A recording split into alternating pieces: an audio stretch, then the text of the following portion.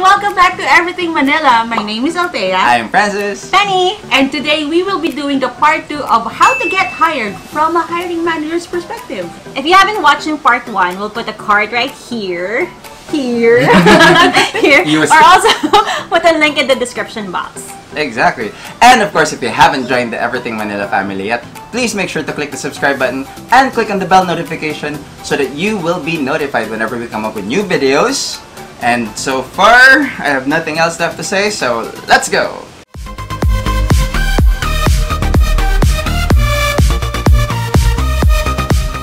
So we are back, and our ladies are about to get started. Ako rin, kasama. So last time, we talked more about yung mga experiences namin as hiring managers. And it turned out to be more of a laugh trip. And the trip down to memory lane. Yes. So we thought about doing this part 2 to get a little bit serious and to give you more meat on the matter in terms of how you, as either a beginning freelancer, maybe you're contemplating on becoming a freelancer, you are already freelancing, and you need more growth as a freelancer in terms of like getting more jobs then, diba? Yes. We wanted to talk about this in little steps to get you started, and I think we decided to go about setting yourself up in terms of your profile. When we say profile, Mag-start mo na kami mag-ayos. or this will never end. The thing kasi about being an online freelancer is that the people who are hiring you have little chances of looking up your background. So more often than not, yung online presence mo din ang basihan nila to look at you as a person, right? Yeah. Technically, hindi kasi siya skeletons in your closet eh. It's out there for the world to see, diba? Yes, anything you post online. Stays online. Pero there's one thing that I tell my students about profile is that your profile, well, this is more for virtual assistants. Sure. Your profile is the digital representation of you as a professional online. Whenever people ask me, is profiles necessary? Kasi a lot of other people, oh, you don't need a profile, you just need a really good cover letter, a powerful pitch. But for us VAs kasi, it's very important yung profile. As a virtual assistant myself and people, I train VAs, I hire VAs, I manage VAs, I get virtual assistants for different clients. Profile is one thing na importante sa amin. Talaga may nagsasabi na parang hindi kailangan ng talaga? Oo, I mean, usually siguro pagka nasa marketing side sila, profile is more of a secondary thing for them. Siguro hindi naman talagang zero profile, pero I also get what they say na may mga tao kasi nasa stuck sa profile, and people think na if you have parang if you do a profile a certain way, you'll get hired. It's not. It's a process. It's a culmination of different moving parts. Pero for me kasi, I put up a spotlight sa profile as a virtual assistant. Nawiwirduhan lang ko doon is because if you're doing online freelancing, how would you expect people to know about you if you didn't set up your profile online? Correctly. What kind of profiles are we talking about ba kasi? Ako in general, your freelance marketplace profiles and then your social media profiles. Most specifically, Facebook and LinkedIn. Or if you are doing marketing profiles like Upwork, Fiverr, yung kasi yung alam ko, like when you say profile kasi, that was initially what was in my mind. Yes. Pero like I said, even as hiring managers, minsan when you're curious about what this person is, why would I look at somebody's social profile apart from yung cover letter, resume na pinapadala? For example, I look at this person, masyadong bata yung face. Bata naman ito. Then I try to look up this person in terms of like who she is socially. Yes! I would do that. Hindi kayo nagtataka kapag ano? Is it because you're just checking them out? I am literally checking them out. Don't you stalk your interviewees? I do. I stalk my clients. It's just that I look at your Upwork more and Facebook. LinkedIn, yes, I would go to LinkedIn kasi that's more of a professional social network than Facebook. Kasi Facebook, it's a little bit more personal for most people. Pero kasi if you look at what's available for them, from them online, it kind of also gives me, especially if you're hiring for a high-profile client, for example. When I'm trying to hire for quality people kasi, sometimes kasi I try to develop their social profiles then, which means I want to see who they are versus what they say dun sa professional resume nila. I mean, hindi naman mahirap mag-stalk ng tao eh. Type their name, Google it, Anong lalabas sa kanila? Like, anong mga social posts nila? Trying to look for somebody who's professional. Kasi yung ibang mga clients natin, especially if they're dealing with online personalities, minsan titingnan nila kung sino. Pag nag-hire ka ng account managers, for example, key individuals nila, senior positions, gusto nilang malaman na may magandang online presence din. Like, they're not weird online. You can have a life. That's just a point of view that I go like a little bit of an extra step for when I'm hiring. So, syempre, kung ano yung pinresent nila sa'yo, then I try to look for something that's not part of their resume. Parang background check. So, ano yung tips nyo for setting up your profile correctly? Let's try a few things. One na most people would be familiar with is Upwork. Let's start with that. Okay. Ngayon kasi marami ng social profiles yung Upwork eh. Marami ng chances for you to sort of like prove your skills as an individual. They started putting your online profile, job experience. Yes. You also have the opportunity to video of yourself describing who you are and what your skills are, sort of like a short video introduction. When I saw it the first time, sabi ko, cool. Kasi it gave me an opportunity to look at the people that I'm hiring.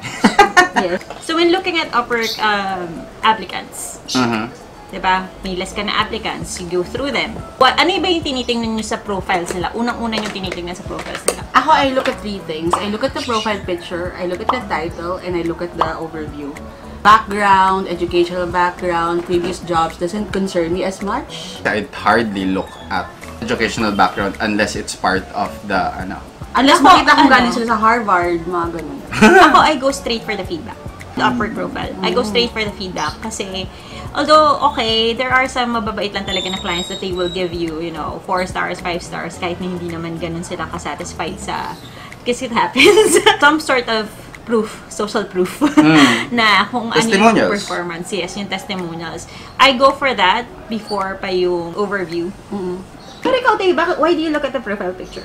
Remember dun sa last video natin, I said na, for me kasi, what matters is the little things. For example, if I see your profile picture na hindi maayos, it's a cropped picture, pixelated, may siko na katabi mo, nasa nightclub ka, nasa beach ka. Meron? Oo, I've seen. The reasoning for that is because if sasabihin mo sa akin sa cover letter mo, sa application letter mo na you have attention to details, pero yung profile picture mo, you can't find 2 minutes to find a good headshot. It says something about how you do your work day in and day out. To me as a hiring manager, and I'm not trying to be nitpicky about a lot of stuff, pero kasi it also goes dun sa territory na napansin ko yung mga mas naglalagay ng effort dun sa profile picture nila and their profiles.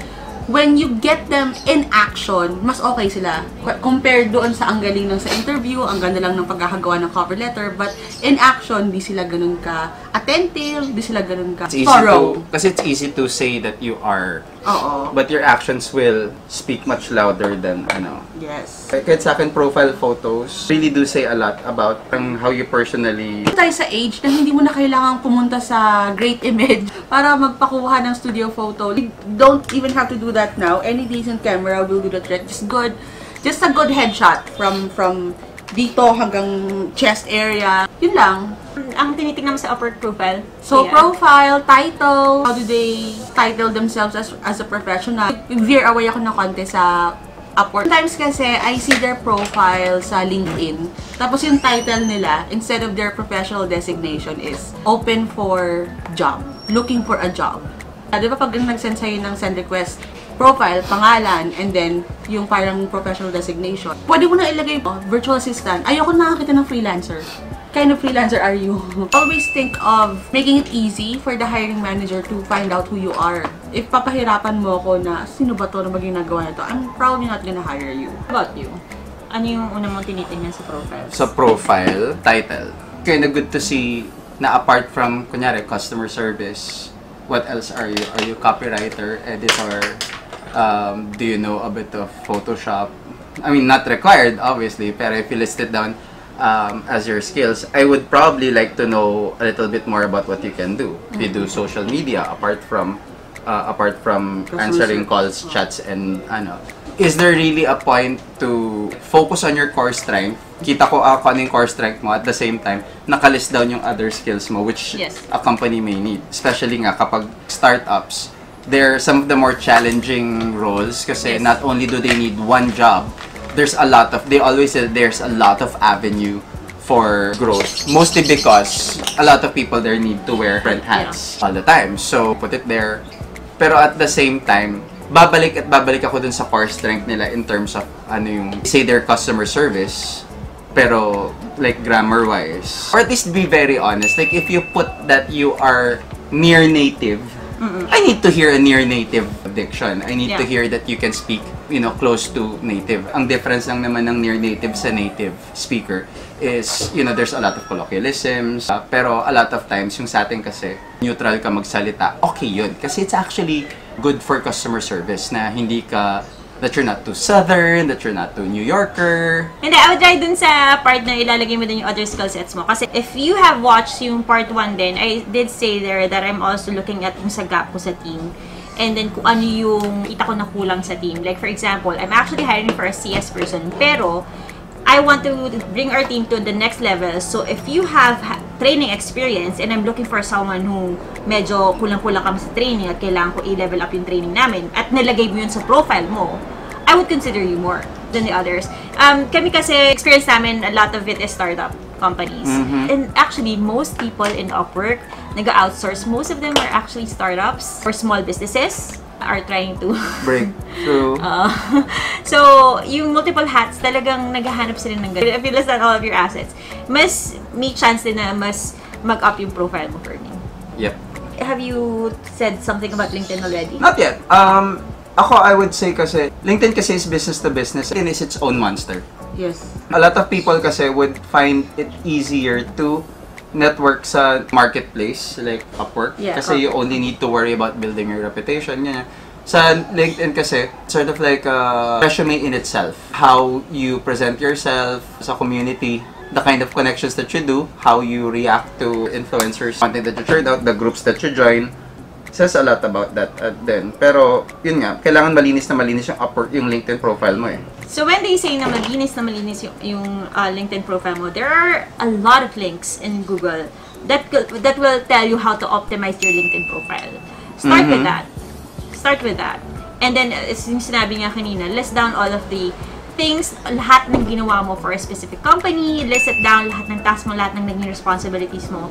Any achievements you've done for that company, also list that down because it'll set you apart from the rest. I wanna add yung sinasabi ni Penny kasi, for example, and we deal with a lot of customer o basta mga call center people, gumagawa sila ng profile or even in other client acquisition communication that they do. Lagi lang sinasabi na, oh, I've been in the call center industry for 10 years, for X years. So, always have context. What are the skills? What are the things that you did? Kasi it gives us an insight into, nagawa niya to kasi this is very similar to what we want to do. Yes. Yun. So, always give context. Yung 10x years mo, kung yun lang sasabihin mo sa akin, I'm not gonna hire you for that. Anything else when it comes to the LinkedIn profile? Ako, I don't really have much to say about LinkedIn eh. Kasi nga, it's more of a CV talaga eh. Collection ng mga work mo. Ang maganda sa LinkedIn is you can really build a strong professional profile because as an online freelancer, not only can you build your skill set in terms of like experiences, you can also get people that you've worked with to testify for you. Yes, yung written recommendations. Yes, and a written recommendation which is I guess similar dun sa feedback ng Upwork. Yeah. Kind of different pa rin eh kasi you can see who the person is that gave you that testimony. Are they strong in the online business community then in a different company? Did you get a recommendation from like from the CEO of so and so company? It says something if that person is also strong in his own community. So kumbaga, maraming opportunities doon kapag nakita nila na parang, uy, recommended to ni so and so person. Isang tip din yun nga, yung written recommendations. There's a feature in LinkedIn where you can ask whoever you want to ask. Of course, sabihan nyo muna sila bago ka manghingi ng written recommendation. Pero yun. Make sure that you did well. Yes, and make sure that you did well. Hindi kayo inalis sa trabaho at saka kayo hingi ng recommendation. Wag naman yung ganun, di ba? Yeah. But that's also its own double-edged sword. Kasi if you put down na you work for so-and-so company, you open yourself up to background checks as references. Like, you don't even need to list down that reference. You say that you work for this company, it's easy for them to link up with that company and ask for feedback from that company. Remember that you are an online freelancer. Okay. Your online presence is your only presence. Yes. Okay? So, I talked about this to Penny kasi we had two different opinions about it. Kasi sabi ko sa kanya, I would check somebody's social profile. Prior to hiring? Not necessarily prior to hiring. Maybe just preparation to reviewing them. Kasi, for example, Facebook, Instagram, that's sort of like your dirty laundry outside. Yeah. Maybe not so much Instagram kasi curated nga yun. Pero Facebook, you post anything there. Diba? Yes, you post very personal things there. Yeah. So, if you're somebody who's just preparing to become an online freelancer and you want a strong presence then, I want to advise everybody to clean up your online presence. Na parang if you are young and you party hard, huwag ka magpo-post na too drunk to come to work today. Yes, walang ganon. Walang self-incriminating. Yeah, don't post stuff of you being wasted or too wasted to go to work. Or nasty political Opinions, yes. Kasi actually, that's very good. Because political opinions may go differently against what a company would stand for. So, hindi naman sa nakakatakot. Maybe it may be a good thing at some point because you don't want to be associated with a company that goes against your beliefs. Pero kung ikaw, personally, hindi naman enough yung stand mo na if you're anti so-and-so for you not to work with company X, diba? The company might judge you. Or the hiring manager. Or the hiring manager might judge you. Sabihin nila na parang this is not part of our company culture, diba? So, be careful what you post online. Siguro napaisip lang ako dun sa part na I don't like posting political views sa Facebook. Pero kasi, there's a point kasi in hiring when sinasabi nila, you also have to hire kasi a diverse set of people. Isn't it a little bit discriminating if you're kind of inaano mo na agad dahil ganito yung political view niya? Ako, oo. Political views are very different kasi from diversity. Like, diversity is hiring people of color or people of different religions. Okay. Pero political beliefs are different eh. That's why parang you'll hardly see a company who would, o kunyari na lang, mag-hire ka ng like redneck, Nazi-believing, anti-homophobic statements. Okay. Sorry. Anti-homophobic. What I understood about political sentiments is yung if you're pro Duterte or That's I mean that's part of it. Pero pag sinabi mo na you're literally anti-sogi, for example. But that's their opinion. It's their opinion, It's pero okay at the same to have time, opinion, pero at the same time, it says something about themselves na, I don't want to work with someone like this. paano kung magtatrabaho ka sa company na nag-enforce ng gender-neutral I would like to, resolution? if they were able to state their idea or opinion in a respectable way, Yes. that's Exactly. okay. But if it's like, PI nyo, ganyan-ganyan. Mamatay na kayong lahat ng mga that's anti. different. I just value people that are a little bit different than me. Or a little bit different. It doesn't mean kasi na ganun yung political beliefs nila, hindi na sila team Players. Yun. What if their belief is disruptive? Ay, yun, iba yun. That's exactly what I'm pointing out. Kasi, Paano as a hiring manager, you wanna make sure then that this person plays to your team culture. And you have the right to make sure that the people that you're putting in are, if they're going to be disruptive, sana it's disruptive in a positive manner. Not disruptive na pagpasok niya pa lang, ay, 3 sa office mate ko transgender. And from there, bias na kagad yung treatment niya So sa mga tao na that yan. would just mean depende talaga dun sa culture ng company mo and dun sa context kung anong Pinost klaseng political view or kung ano yung pinost. Oo. Okay. Pero political views are okay, especially if it was eloquently said. Like, for example, ako, I have a... Okay, aminin ko na pro ako. With reservations. Pero I will not say na hindi ko i-hire ang isang tao na anti. Pero if I saw on their profile na, mamatay na lahat ng mga pro, okay. Diba, you understand na parang there is a way for you to express your political beliefs. It's okay, oo. Like, hindi ako galit. Without being too left-wing or right-wing. Oo. Yun lang Too far left. Yun lang yung kiniklear ko. Doon nga din ako. Parang, hindi ko naman siya I would possibly make it as a point of conversation na I saw that you have, that you attend rallies, ganyan. How does this affect you if you find out that some of your office mates are like this, for example? Or how will it affect your, ganito yung culture mo? Kasi parang, a lot of our customers will be like this. Oo. Diba? Pero you guys get the idea. You look at yourself, you look at your profiles, it's kind of like taking yourself to work. Diba? When you open up yourself to the company's scrutiny, if they want you to be part of their company, you have to be ready with your dirty laundry, if ever they find it out. Diba? If you have a good way to explain it and you're proud of it to be there, at the end of the day, be ready for the consequences if they feel that they're not a fit for them. that you're not a fit for them because of that. Oo. At the same time, you should feel that you're not the right fit for that company then. Yes. If they cannot stand with your own beliefs. Oo. That's really all we're gunning for here. Na you can't be at least you're not unprepared when the time comes when they say na parang bakit meron kang pole dancing picture dito? 'Di ba? It's Sabi for ka, fitness. exactly. Diba? Sabi nila parang, hindi po ako, I'm not a stripper. I do it for health. I do it for fitness. I find it fun. Maybe I'll teach you.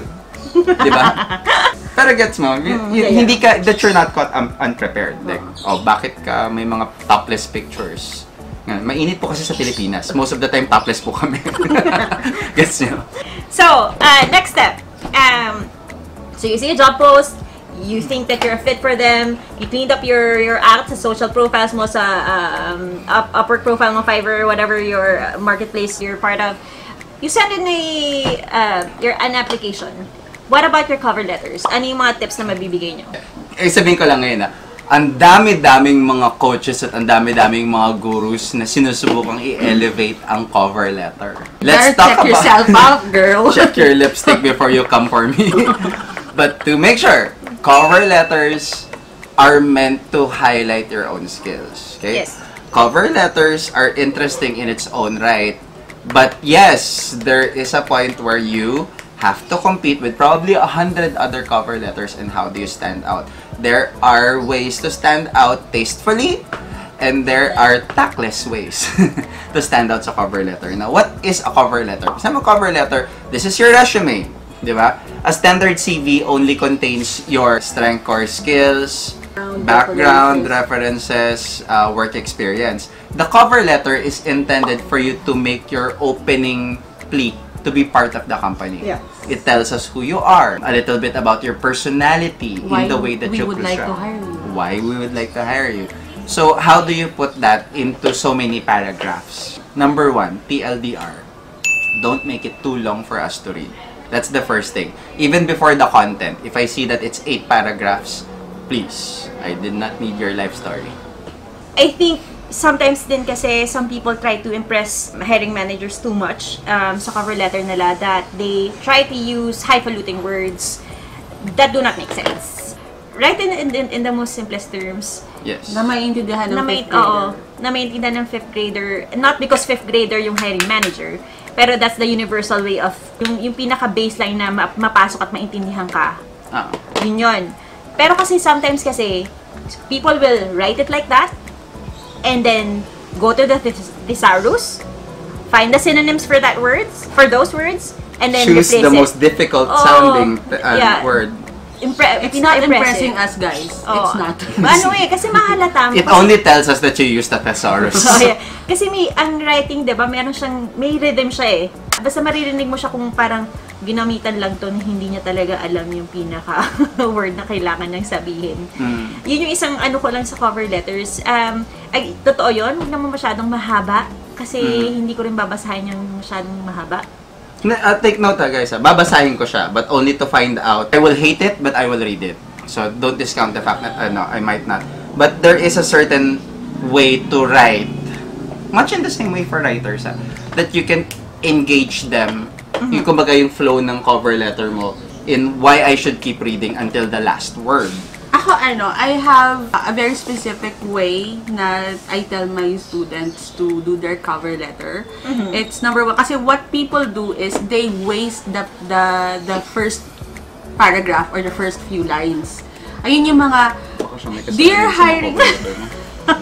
hindi ako may kasala. I hate that. Dear hiring manager, when I saw your job post, my heart skipped a beat. Parang,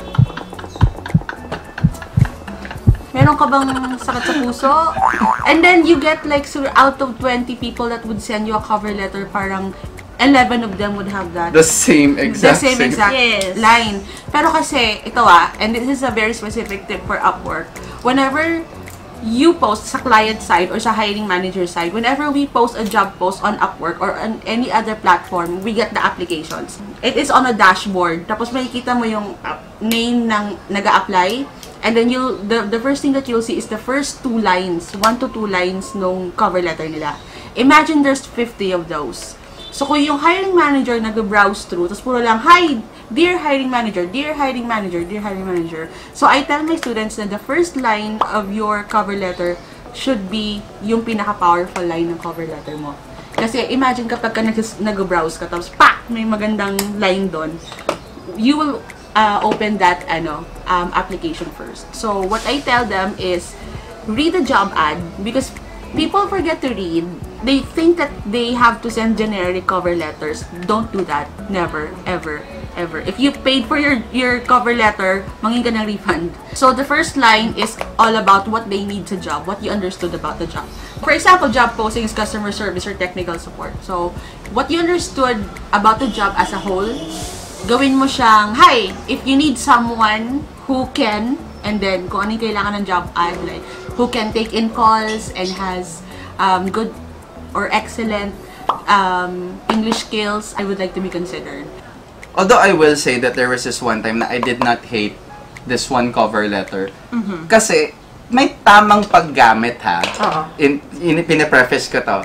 Kasi nung sinabi niya, parang when I saw your job post, I felt like this is fate.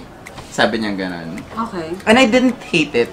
Kasi nga, nung binasa ko, pasok naman. Na parang sinabi niya, I recently ended a contract with a real estate agency, and my skills were actually geared towards parang closing. Then that makes sense. It makes sense, diba? Yes. It was used in the proper context.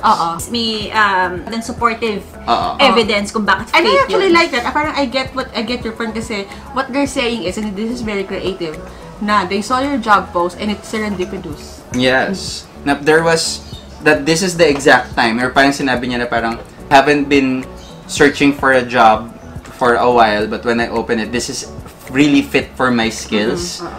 So, connected siya. It has to connect with what you're saying.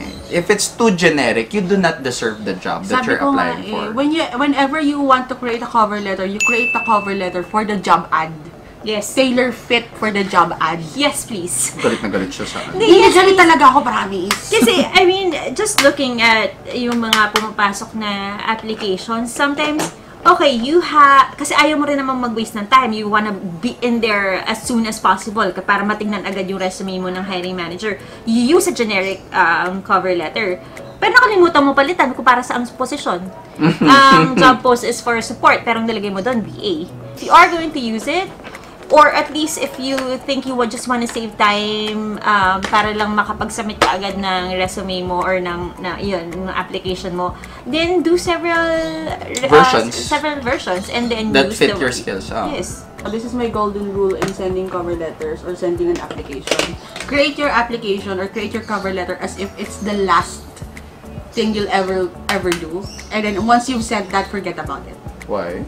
Kasi yung iba, nag-aantay sila ng reply, o yung iba, move on. It's a big marketplace. Yes. Now, unless you come with glowing recommendations and you're trying to hit it. Ang lang din na masasabi ko sa cover letters na napapansin ko din ngayon is, Yun nga, if you're using a generic one, please be flexible enough to also change it a little bit based on dun sa hinahanap o nasa job post. Especially kasi when we post jobs, pare-pareho naman kami, we like it to be complete. So, pag mayroon kaming tinanong na please include this in your cover letter, then please do include it in your cover letter. Do not just because pasa. Read the job description in full. Read, period. Alam niyo yung totoo yung sinasabi nila, write cat at the beginning of this cover letter so I know that you read it. And they will put it at the very end of their job description. Para malaman nila na binasa mo lahat. Or even in the middle. Or in the middle. They could. I mean, they try to be crafty about these things. And it's your job to, huwag mong sayangin yung oras ng hiring manager. Huwag mo din sayangin ang oras mo. Don't be the filler in the application file. Especially now na binibili na ang connects, hindi na libre sa Upwork. Yes. So if you're gonna use generic cover letters or generic application, you're doing yourself a disservice. Yes. Self-sabotage. Oo. That's my term. Before you click send, review it, review the job post, review your cover letter, review for the grammar. Please do not use text speak again. Please, my pet peeve. Yung sinasabi yan, do not use text speak. Pag nagta-type ka, God, your grammar and your sentence construction. Sentences start with capital letters. Hindi mo na kailangang isipin yan kasi ginagawa na ng Word yan eh. So, paano may nakakalusot na parang, how are you doing today? Small letter H. Hindi pag-capitalize ng I when you're saying I am, I was. I is. Run it with Grammarly or MS Word nga. Just run it. It might not catch everything. Oo, pero at least it will catch most of the basic ones na masakit sa mata. Tao lang kami, alam din namin na tao yung nag-a-apply. We're not trying to be nitpicky about this. We're not trying to sabotage you guys. Pero kasi, you have to understand that when we're hiring for these positions, we want to make sure that we hire the right person. Yes. Kasi, if we have to go back and rehire, kasi at the end of the day, what we hired was someone na hindi pala capable, that says something about us as hiring professionals. The worst thing is, you cannot overlook grammar mistakes, especially if it involves messaging clients, emailing clients, answering support concerns. Kasi at the end of the day, we cannot go over every response that you make. When the client, meaning the people that you're working for because of us, becomes annoyed with the number of your grammar mistakes, sinong mapuputukan? Correct. So, don't blame us for doing our job. We're just making sure that you can, in fact, do what you said you can do. Yes. Customer support ka, pero alam mo yun, wala kang... Kasi at the end of the day, guys, kung galing ka ng call center, tapos, kung galing ka ng call center, tapos, 3 years ka nga doon, pero puro ka naman spiel, yeah, that's different. I'm not really convinced. So, hindi ako naniniwala masyado talaga sa tenure when it comes to, I came from the customer service industry, 3 years. I did that for 10 years, 8 years. Dami nag-apply sa akin na parang, why should we hire you? I did this for 8 years. But if you're saying the exact same thing each and every call, I probably would doubt your ability to talk pa. So, don't hate us for hate us for trying to flesh out how much, kung anong yung dictionary level mo. Especially for customer-facing work kasi you're representing the company. Yun yung sasabihin ko. When you're hiring kasi, it's also our reputation din naman. Pinapasok na ka namin. Syempre, if you're not doing well, it's kind of also on us na bakit ka namin hinire nang hindi ka naman pala fit and wala ka sa base level na skills, which is yung pinaka-basic, which is sa amin sa support, is yung communication skills and yun nga, English skills. Hindi ako perfect sa grammar, sabi ko rin naman. My grammar is not perfect. Mine? Pero, at least yung sa written, yung point kasi namin, kapag gumawa ka ng cover letter, if it's anything written, you have the time to go over it. To go over it, to fix it. Kasi, yun nga napaka-doable niyang kabigin sa effort. Why aren't you doing it? Oh my gosh, cover letter pa lang yan. Ang dami natin imutok. So, balik tayo sa, punta tayo ngayon doon sa, hindi siya bago, but everybody's doing it now. And, I don't see a lot of people doing it well. It's your online voice recording and or video recording. Hi! Do you wanna work in Las Vegas, USA? Guys, Hinahanap namin yung video na yan. Kung meron kayong link, send nyo sa amin. Okay, please. Hinahanap namin. Walang ano kay ate. Aliw na aliw tayo kay Aliw ate tayo na doon. gumawa nun. Pero, buhay niya yun. Wala tayong pakialam doon. Ang may pakialam kami is how you talk. Especially, a lot of times I will be hiring for, for a customer-facing job. You will be talking to customers. And I cannot. Sa voice recordings, it's the same with the cover letter. If you have a generic voice recording, please consider listening to it again before sending it over. Read the job post, please.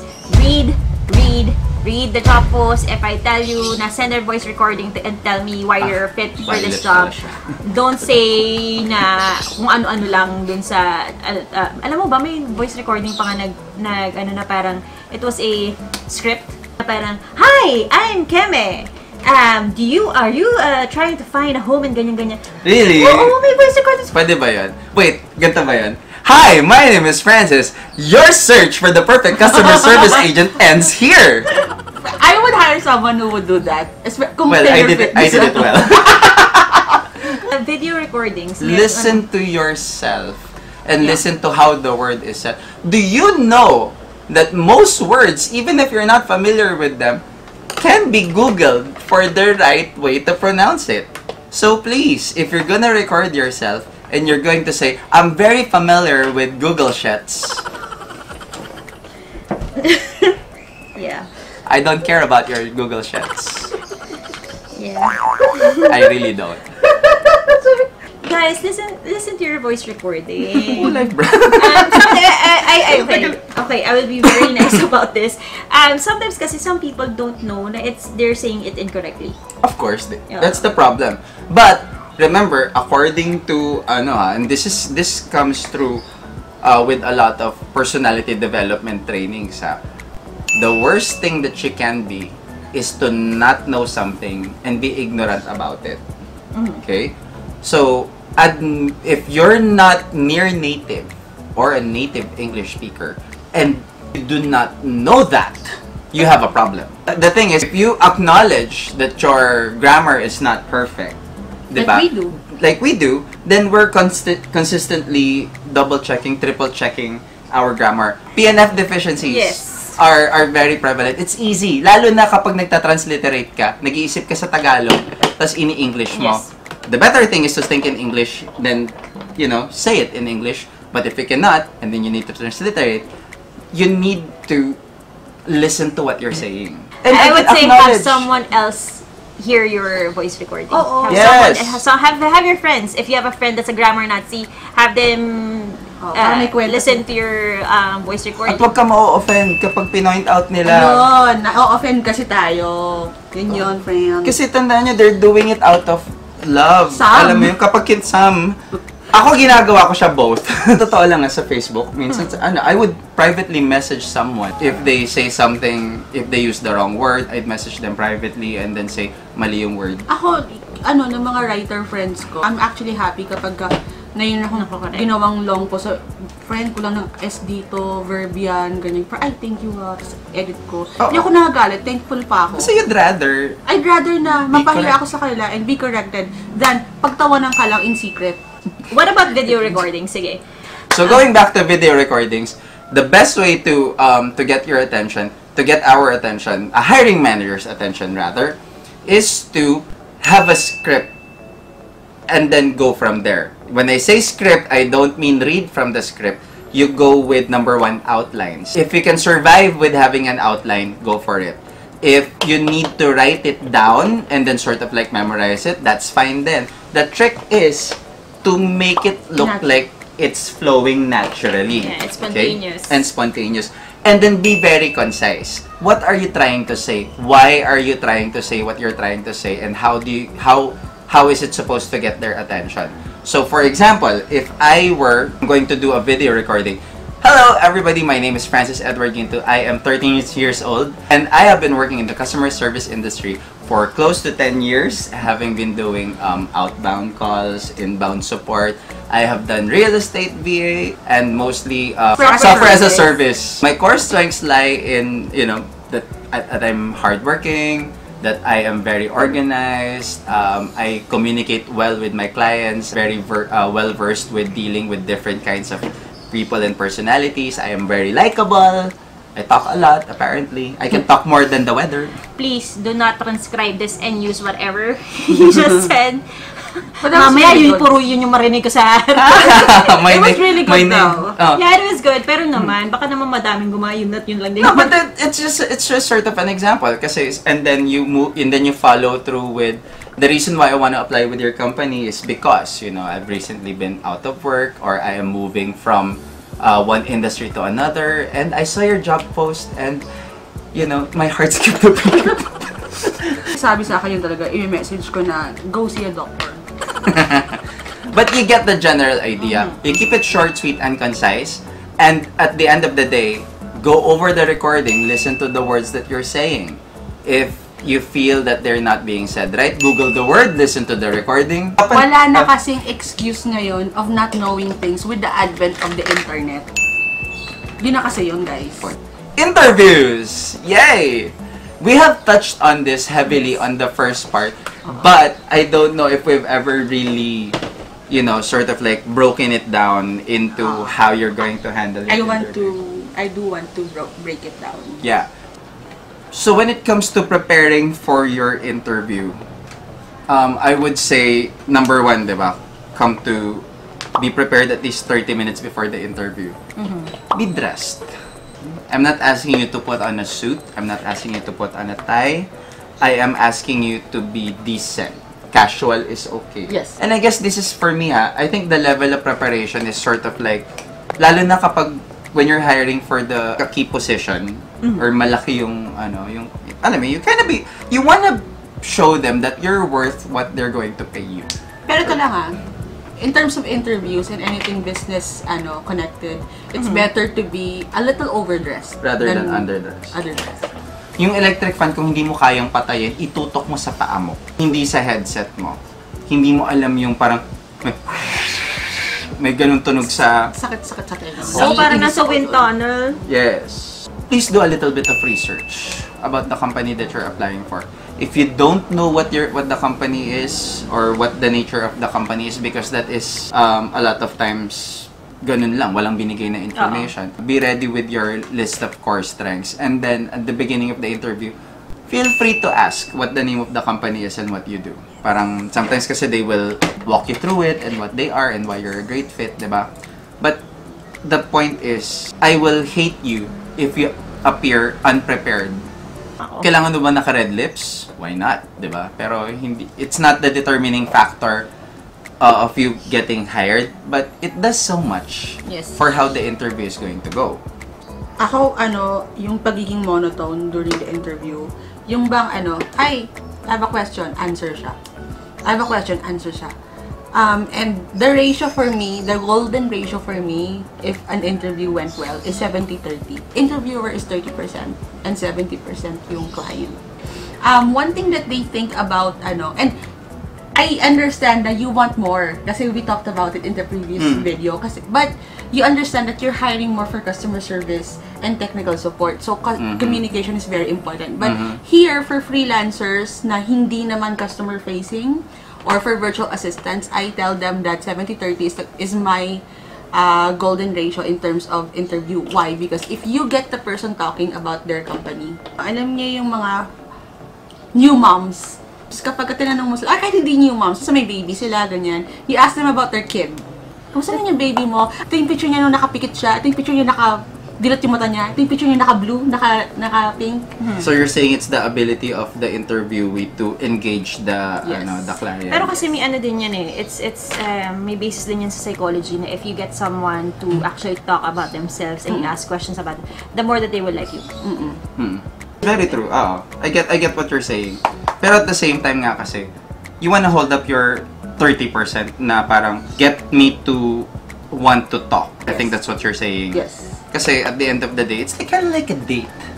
Diba? You can tell how the date is going pretty well by how engaged both parties are. Yes. You should bring something to the table.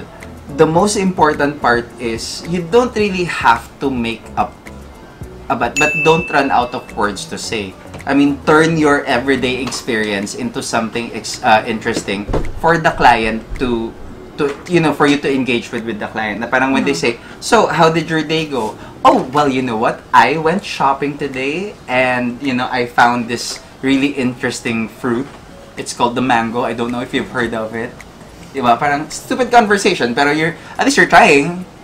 Yun yung masasabi ko sa interviews. At the onset of the interview, be lively.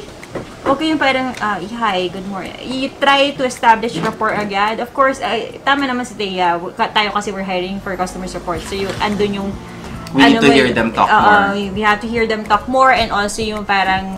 Yung tone nila is kailangan medyo malakas customer service. Pero I really get what you're saying. Yeah, hindi. Kumbaga, inaano ko lang din is at the onset of the interview, be lively enough na pwede mo naman tanongin yung client kung kahit just a little bit of small talk. Just yung livelier voice, a little bit perky during the interview. Kasi that also parang ano sa akin parang mas ginaganahan din ako kausap yung ganun tao. Kasi yung parang sasagot lang ng sasagot.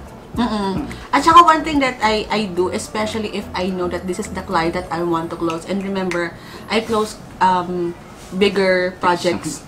If I have to do an interview, it's not because they want to hire me, but they want to hire my team. So medyo higher tier ng mga clients yon. And what I do is I disrupt their flow sa onset ng call because I want to be the one in control of the call. So usually, kapag sa mga freelancers, and kahit newbies, kahit current, this is how it happens. Opening ng call, mag-hi, hello yung interviewer, hiring manager or client. And then, sasabihin nung hi, how are you? Sasabihin ni interviewee, I'm good. Silent.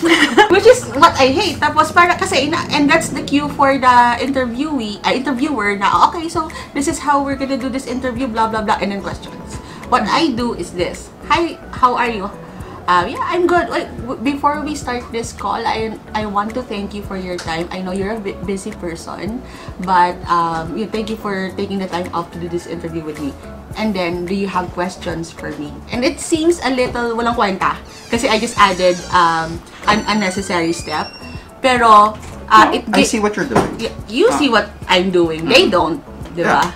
Na parang what I did there is I disrupted their flow so that ako yung nagsabi na, sige, tanungin mo na ako. It means I'm in control of the call. So, anytime na they question me, I answer, I still have the cue of, okay, wait lang. So, I can direct the call. And this is what I do with my students because newbie sila, wala silang experience. And I want them to control the flow of the call. Kasi if the client or if the interviewer will have the control of the call, it will always go down to, why should we hire you? You don't have experience. Good way to make sure na you don't get to that part is you control the flow of the call. Actually, when I go for my own interviews, I do have a natural way of sort of like controlling that conversation then.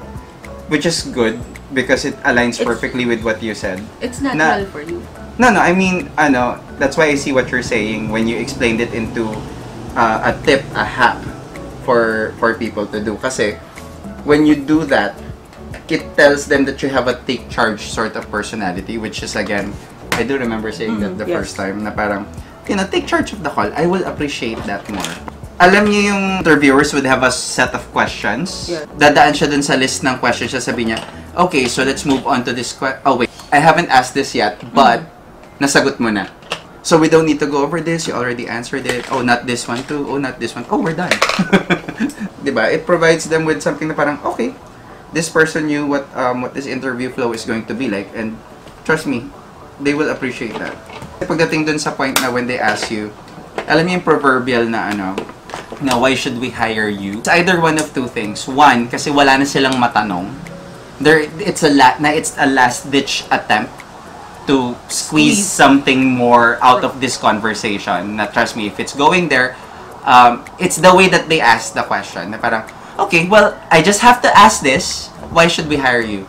She's throwing that in because she has to ask the question, pero probably she doesn't need it anymore. Pero when she goes, okay, so let's go to, I do have one more question for you. Why should we hire you? And notice that is a very subtle way of asking it. And at the same time, that's the part where, oh my God, I did not give enough. Yeah. Totoo. It's a lifeline na for them. Huwag kayong matakot na they have to interrupt you. That's good. Yeah, if they interrupt you, why not? Diba? Alam mo, sabi yung si boss, he doesn't like long-winded people. What's the difference between speaking too much and being long-winded? Sige, yun na lang. Long-winded is when you're going on and on and on and on and About just prattling about things that are no longer related to ano. So, I would prefer concise pa rin eh. I mean, you can go off topic and still maintain traction of the conversation. Okay. But being long-winded na parang, what was an experience that made you grow in your last company? Okay, so let me take you back to 2013. That day, I was newly hired. And then, oh yeah, that day, I remember I went to work, I got Starbucks. And oh yeah, before that, before I got the Starbucks, the barista was so cute. He asked me what my order was. And oh yeah, before that, the barista before him was so... Oh God, I can't even say. And yeah, before that, the person in front of me... That's prattling and long-winded. In the other video, again, we'll put the link in the description box. If you're still here, it's there. You said na yung question na tell me more about yourself, it's crucial. Yes. So, what exactly are you looking for when you ask a question like that? When I ask a question like that, I am trying to form you as a person in my head, not just the person that you're projecting in front of me. You can't help it. You're putting your best foot forward during an interview. Okay. Right? So, when I ask you questions and I tell you to tell me something about yourself, I'm sort of like piecing together different personalities about yourself. Na, you know, are some of them going to be conflicting? Are some of them going to be consistent with what you're saying, who you are? And then, as part of it, again, customer service versus VA work, I'm also listening to how you talk. I'm trying to disrupt the regular sort of introduction. So I want to hear something that I wouldn't usually hear between, hi, I'm Francis, I'm 38 years old. I was born in Ganyan. I'm the eldest of 5 siblings. I have worked in the call center industry because that's something that you can answer by rote and by memory. The entire point is, when you talk out of context, you hear the real person. Yes. And that's what I'm trying to look for. So again, in the realm of interviews, do your best, do your homework, do your assignment, impress the hiring person with the real you. Yes. Personality pa rin. And your research. Show your personality sa interviews. Sabi nga before, we're also gauging how you will fit in the company culture, and you will not be able to determine that if you don't show your personality. Notice guys na kung kayo mga na-hire na kayo ha, tapos ini-introduce kayo sa company, part of the introduction is, this is, kunyari, Althea, she just joined us so-and-so month, and her skills are primarily going to be this, she'll be helping out with this, and I think she'll be a great fit for the team. True. That was part of the interview process, you being a great fit. You know one more thing that you may have not noticed. That you may not have noticed during your journey in terms of getting hired is your sources for getting hired. Ang masaklap, di ba, most freelancers would jump to Upwork, Fiverr, Most Filipinos. Freelancer.ph, marketplaces, di ba? But you know that as you grow as a freelancer, make sure, number one, never burn bridges. Yes. Right? And I'm talking about networking. How many times have you guys been hired due to a referral and not an actual application? My top 3 biggest projects so far, like historically, came from referrals. Sa amin din. I think I could confidently say, referral talaga. And they were not, they were not worth millions at the end of the projects. Like, total net worth. Sometimes the biggest jobs can only be handled by people that you trust or people that you know can be referred to you by people that you trust. Diba? That's why referrals have such great value. Do not burn bridges. Let's say you wanna let go of a contract and because you know, hindi naman ganun kagana great ba or whatever reason you may have, wag ka lang biglang mawawala. Just politely tell the person that you wanna explore other opportunities. Kasi minsan hindi mo mapapansin when the time that you need it the most, saka sila yung babalik sa'yo na, ay, meron akong job na kailangan and I thought of you.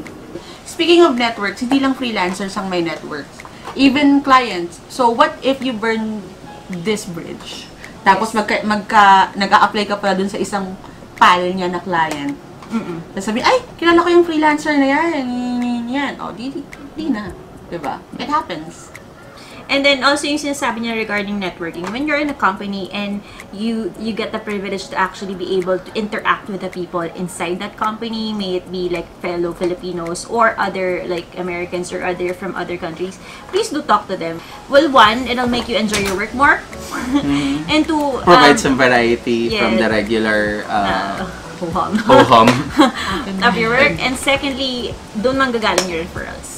Referrals come from your relationships. Contactually! Oh, really? You have to say kasi contactually has played a really big part in not only work that we have done for them, but also the work ethic that comes from maintaining networks and relationships. Yes. Why networking is so important? Okay, so there's a tacky way of maintaining networks. It's going back to your friends and, huy, Mari, baka may kilala ka naman na trabaho dyan, pasok mo naman ako. I hate that. Oh. Kasi, historically speaking, lahat ng mga pinagbigyan ko niyan. They didn't value the opportunity given. Okay. Okay. At saka, parang hindi sila ready din sa mentality ng how to make it work. Later on din naman, naging freelancers din yung some of them in their own merit. Tama yan ah. If you're new to freelancing, building your network means making sure that when you talk to a company who is your client, na you try to interact with as many people from that company as possible. And it's a simple matter of parang spending 5 minutes a day saying, hello, so-and-so, hello, so-and-so, how is accounting? How is how is the work there? How is sales? How is ganyan? Kasi eventually, your work culture is a temporary sphere. Sometimes these people will leave. Sometimes these people will work on different companies. Now, if you made a good enough impression on them and you maintain social connections with them, sometimes you will be surprised na these people will message you and say, hey, Frank, are you still doing so-and-so work? Yes. Diba? But Are if you some interested? of them left and made their own company? It's a very rewarding thing to be remembered and to have that sort of work because of the kind of connections that you have built. So one thing that I will give you as a pro bonus tip in your journey as a freelancer, always maintain those personal connections, always maintain those bridges. Kasi even if you're not the right fit for them at this time, or nagkatrabaho kayo and you left that company, it doesn't mean that the opportunity will stop there. Yes. You may at another time find yourself in a different company at magkikita na naman kayo. So, network, don't burn bridges, build good connections. So I hope you enjoyed and you got a lot from this talk of ours. I hope we're giving value. We sincerely hope that you can pick some stuff up from our different perspectives. Yes. Some of them were clashing, but at the end of the day, we were all gunning for one thing: how to prepare you for the best way to get hired By people like us. By people like us, and at the same time, how to get more opportunities for you to get hired. So don't forget to click the subscribe button and also the bell icon so that you will be notified when we have a video up.